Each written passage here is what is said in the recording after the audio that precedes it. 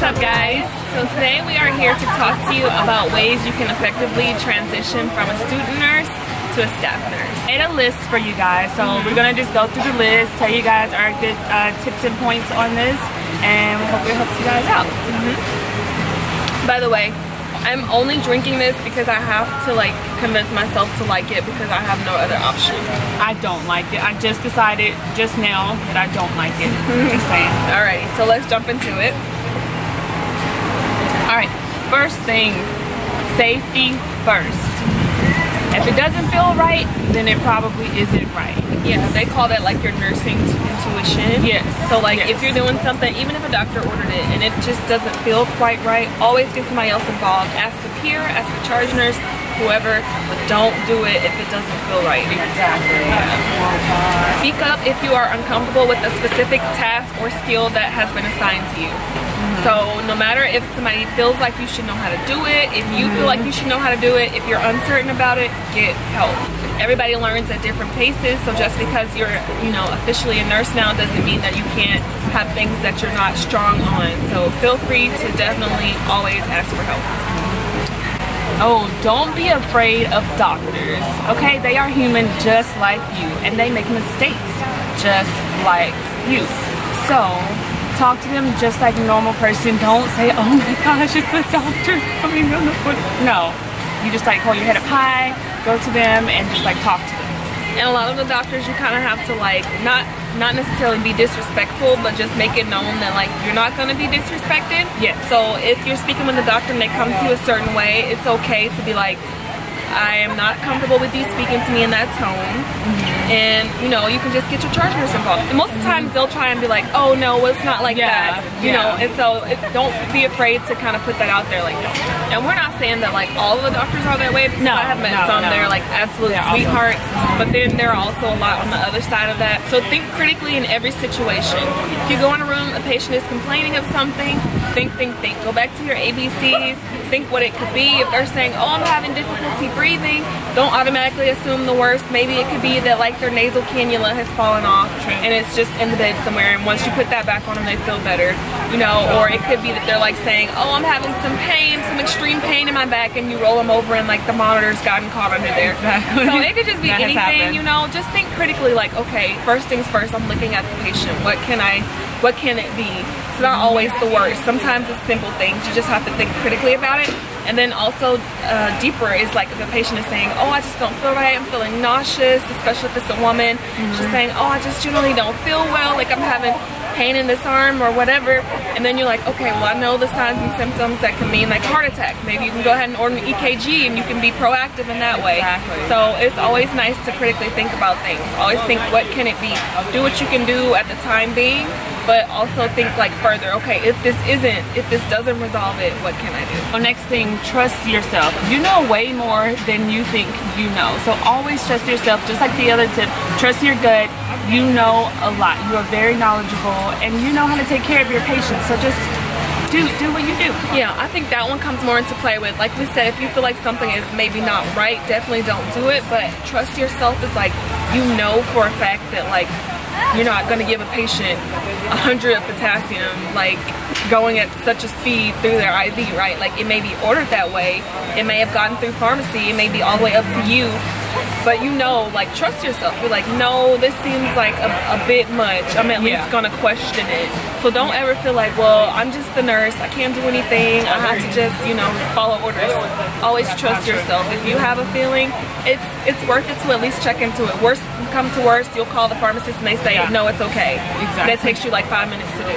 So always trust yourself. Yeah, and several times when I've questioned the doctor, he's changed the order because, like I said, they're human just like you. So if you know something doesn't look right, then it doesn't hurt to just like say, hey, I just want to double check this. You can check with the pharmacist, double check with the doctor, but it never hurts to just double check. The next thing is knowing that nursing school is nothing like real life nursing. So nursing school is a completely different world than real life nursing. You'll notice that things are done a lot differently. It's a bit more realistic, and so you just kind of have to get used to that. You're going in, you're doing more like focus assessments versus like full head to toe. I mean, like if somebody's here and their main issue is their leg, you're not going to take all of your time checking like their pupils and their breath sounds and it's fine to check all of those things, but don't like check all of those things and when you get to the actual issue, you're like just doing like a light assessment. Make sure you focus on the problem first, and then you can go, you know, and focus on everything else. So that's how I do. It's like if I know a patient is here for a chest pain, then I'm going to do all my cardiac assessment first. Yeah. I know that they're oriented because I'm speaking with them at the same time. They're answering questions, I'm asking them things. I can tell that they're with it. So I'm not going to spend time, a lot of extra time on things that, you know, are like not the focus point. So don't be afraid to ask an experienced nurse for help. You're new, you're fresh out of nursing school, you're just learning, you're still experiencing new things, so ask for help. More than likely, I mean, some eat their young, but yeah, there are also some that are really nice. I'm always nice to the new students that come in. I'm helping them out, so don't be afraid to ask. It doesn't hurt, because you don't want to just like guess or go and do something on your own, and nurses would have been there to help you without an issue. So just always ask for help. Yeah, definitely. And don't let it discourage you if like maybe you ask help from one nurse and she's kind of mean, or she's like, oh, I don't have time for that. Ask someone else, because 9 times out of 10 there's a nurse there that is gonna love like the opportunity to help you. Because most of us do love helping the newer nurses because we're a team, right? That's how we get through our shifts. So don't be too hard on yourself. So, you know, sometimes things happen. If, you know, like you lose a patient, or you feel like, oh, I could have done this better, I could have done that better. Like, again, just like the doctors, nurses are humans as well. So just don't be too hard on yourself. As long as you know that you showed up to work, you worked as hard as you could, you did the best that you could, you got people involved when you had questions, and you took care of your patient, then that's all that you can do. This is a good one. Advocate for your patient. Like, that is such a huge tip.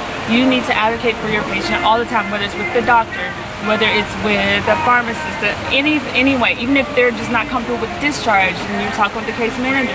Like, advocate for your patient, because that is your patient. They're relying on you to help them through this entire process. A lot of my female patients don't feel like comfortable enough telling us, you know, telling like the male nursing assistants or the male staff, oh, well, I would prefer like if a woman helps me. Yeah. So, you know, they kind of rely on me to put that out there for them. Like, they express their concerns, and I'm like, oh, you know, John, like, you're really sweet and I appreciate all your help, but do you mind if Jane helps this specific patient? She's just a little more comfortable with women. That's all it takes. 5 seconds, and it's made a huge difference to that patient and their entire life. Yeah, and John understands and Jane understands, and then the patient doesn't have to, you know, keep having the uncomfortable situations. And a lot of times, sometimes it's cultural as well. Yeah. So you're culturally competent if you're helping your patient to be comfortable in their beliefs. So never turn down a learning opportunity. Even as, you know, when you're officially a nurse, you're like, whatever, I started like a ton of IVs in high school, I mean in nursing school.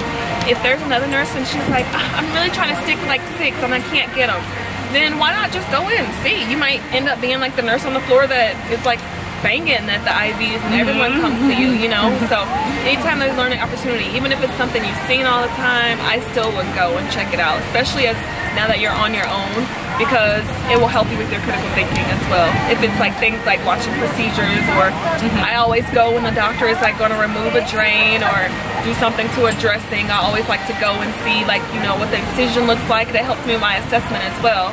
And that way I know what to expect, what looks normal. And when I'm discharging my patients, I can tell them, this is what looks normal.